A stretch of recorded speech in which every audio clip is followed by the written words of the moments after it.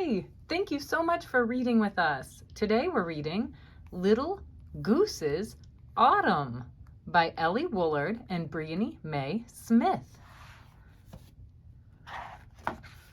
Ooh, look how beautiful it is. There's Little Goose. Here's the title page, Little Goose's Autumn. While the fields burst with flowers the whole summer long, a tiny gray goose grew bigger and strong.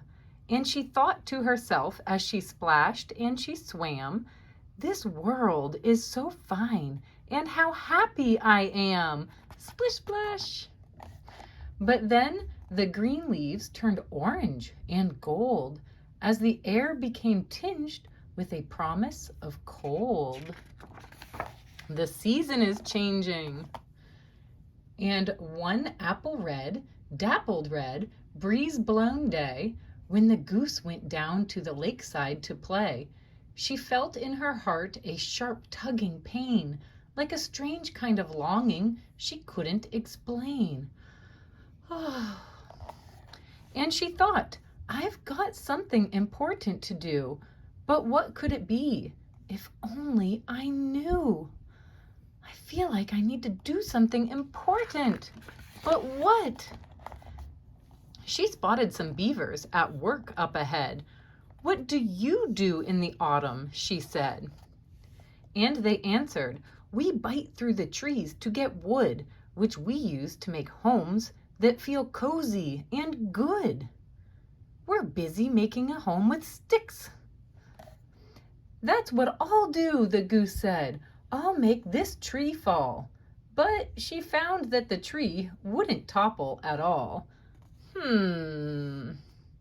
I can't chew through that like the beavers.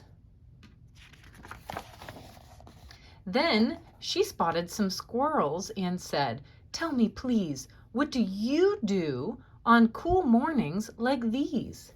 And they answered, "We're storing our nuts in the ground, so in winter there's plenty of food to go round."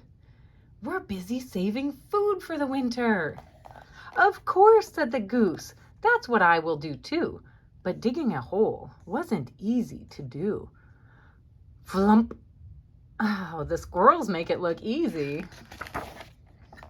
Then she spotted some bears and said, "Tell me, my friends, what do you do when the warm weather ends? What do you do?"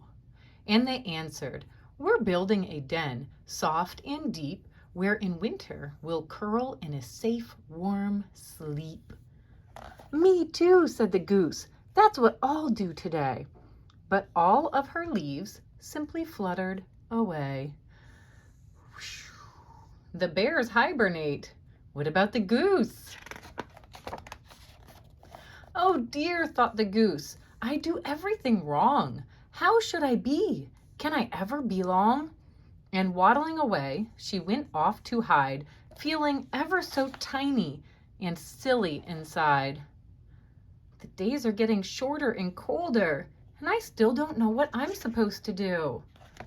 The beavers are working, the bears are getting ready to hibernate, the squirrels are saving food. "Little goose," she thought, the wind called her. Come on! Sorry, I'm going to start that one over. "Little goose," she thought, the wind called her. "Come on!" But then when she listened, the whisper was gone.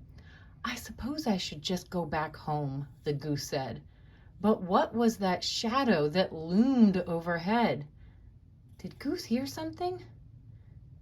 She thought she heard the wind call, "Come on!"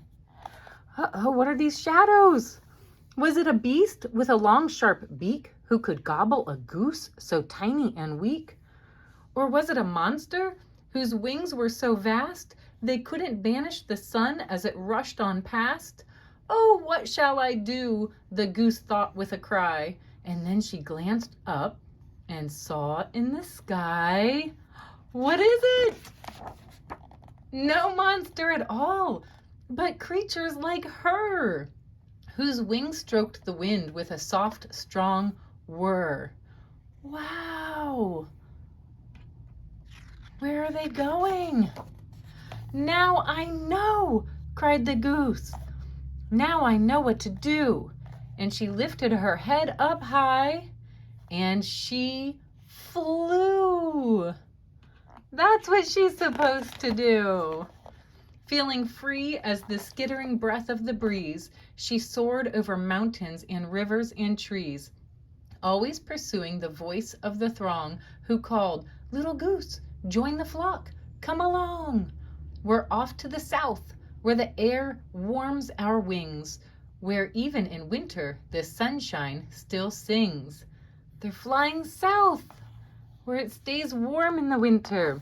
"Oh yes," said the goose, "that's what I'll do as well." And as she rose upwards, she felt her heart swell with the joy of the wind as it danced and it swirled. "Oh, this," thought the goose, "is my place in the world." The sun slipped low, then out peeped the moon, as the goose's old friends called out, "Please return soon." And she cried from the sky's vast oceans of black, "Goodbye, and I promise in spring I'll be back." That's what she gets to do. Then onwards she flew, while the stars seemed to glow with a shimmer of white like the first flakes of snow. Beautiful. They made it. Isn't that incredible? How they fly together like that? Did you know Little Goose flies away at the end of this story, which is something many birds do in winter, and this is called migration. When the weather becomes cold, many birds migrate and fly towards warmer weather where food will be more plentiful.